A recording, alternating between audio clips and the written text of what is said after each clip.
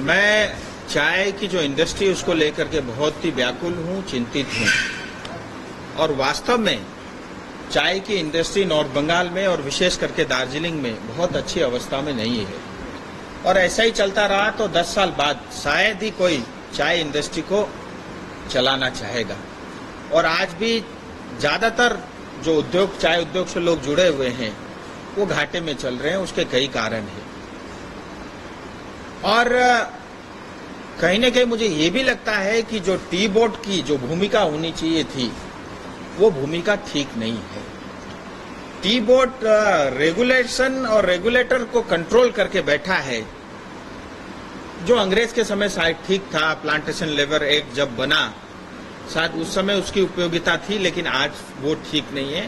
Tea board का काम होना चाहिए टी प्रमोशन का, विदेशों में टी को प्रमोट करें, हिंदुस्तान डोमेस्टिक मार्केट में टी को प्रमोट करें, चाय का कंजम्पशन बढ़ाएं और चाय के बारे में जो है पब्लिसिटी करें। लेकिन ठीक विपरीत जो है, चाय पत्ती कब टीपनी कब नहीं टीपना, सो चाय का रेगुलेशन में ही टी बोर्ड उलझा हुआ है।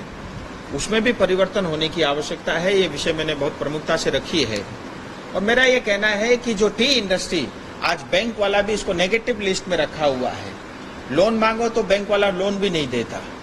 और मेरा आग्रह है भारत सरकार से, जो इस बार के बजट में भी मैं रखूंगा, शायद मुझे कल इसकी बोलने का मौका मिलेगा, तो मेरा इसमें ये मांग है कि चाय इंडस्ट्री को एग्रीकल्चर के साथ जोड़ देना चाहिए, जिससे उनको लोन मिले और उनको सुविधा मिले।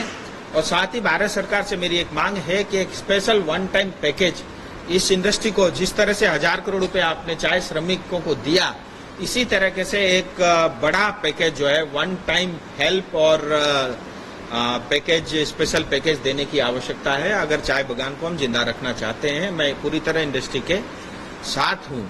और इसके साथ ही मेरी चाय के जो इंडस्ट्री है उनके साथ भी एक मेरा निवेदन है, उनमें भी एकता होने की आवश्यकता है। विरोधाभास बहुत है। आसाम के चाय बगान कुछ और बात बोलते हैं, बंगाल के कुछ और बोलते हैं, और अन्य चाय बगान के लोग कुछ और बोलते हैं। उनमें आपस में तालमेल बैठने की आवश्यकता है, क्योंकि चाय के भूसे 100 साल से पुराने हो गए हैं।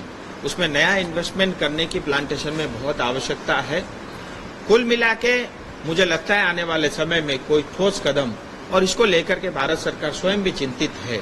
मुझे लगता है चाय के इंडस्ट्री को लेकर के, चाय उद्योग से जुड़े हुए लोगों को लेकर के भी बड़ी घोषणा केंद्र सरकार करेगी, और मुझे लगता है करना ही पड़ेगा।